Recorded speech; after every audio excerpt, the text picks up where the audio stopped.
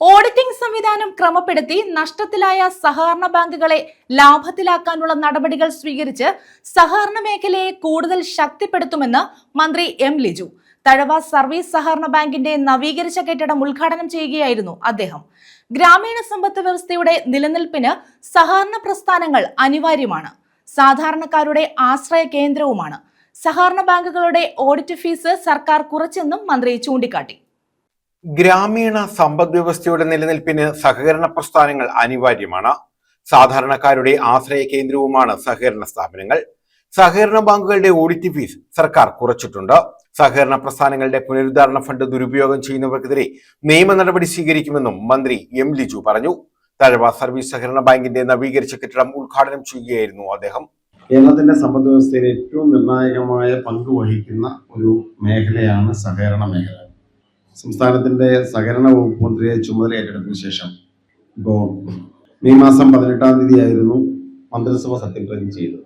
ഇതുവരെയുള്ള ദിവസങ്ങളിൽ ഞാൻ കഴിഞ്ഞ കുറേ ദിവസങ്ങളായി വകുപ്പിനെ കുറിച്ച് പഠിക്കാനും ഈ വകുപ്പിന്റെ സാധ്യതകളും അതോടൊപ്പം വെല്ലുവിളികളും പഠിക്കാൻ വേണ്ടിയാണ് ആദ്യ സമയങ്ങൾ മുഴുവൻ ചിലവഴിച്ചത്.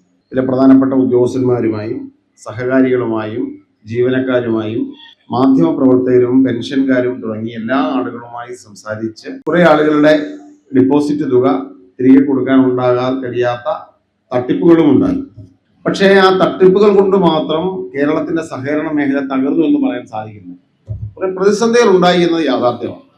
നമ്മളെ സംബന്ധിച്ച് അത് പരിഹരിച്ച് മുന്നോട്ട് പോകണം. കാരണം പരിഹരിച്ച് മുന്നോട്ട് പോകണമെന്ന് പറഞ്ഞാൽ ഒരു വർഷം 3,65,000 കോടി രൂപയുടെ ബിസിനസ്സാണ് കേരളത്തിന്റെ സഹകരണ മേഖല നടക്കുന്നത്.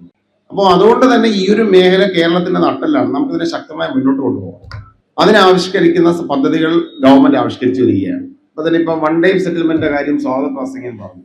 എനിക്ക് കുറച്ച് വ്യത്യസ്തമായ അഭിപ്രായമുണ്ട്.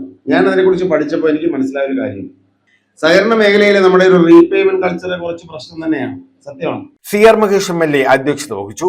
Ochira block panchayat president Mohanan, Thazhava grama panchayat president R Suja, vice president Nizam തോപ്പിൽത്തറയിൽ, ജില്ലാ പഞ്ചായത്ത് അംഗം നജീബ് മണ്ണേൽ, തഴവ ഗ്രാമപഞ്ചായത്ത് സ്റ്റാൻഡിംഗ് കമ്മിറ്റി ചെയർപേഴ്സൺമാരായ ബിജു, സുമ, അമ്പിളി, തഴവ സർവീസ് സഹകരണ bank president Pavumba B Anil, വിവിധ സർവീസ് സഹകരണ ബാങ്ക് ഭാരവാഹികൾ തുടങ്ങിയവർ പങ്കെടുത്തു.